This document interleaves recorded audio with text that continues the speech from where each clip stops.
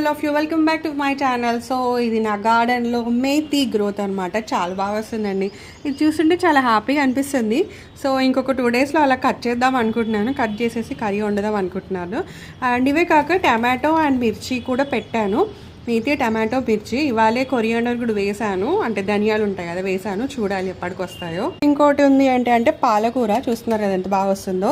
So ఇవి ఏంటంటే పాతవి ఉన్నవన్నమాట. అండ్ నేను రీసెంట్గా వేసాను. ఇవి గ్రో అవ్వడానికి కొంచెం టైం ఎక్కువనే పడుతుంది. సో వస్తాయో రావో అనుకున్నాను, బట్ ఇంకా ఇట్ స్టార్టెడ్ గ్రోయింగ్.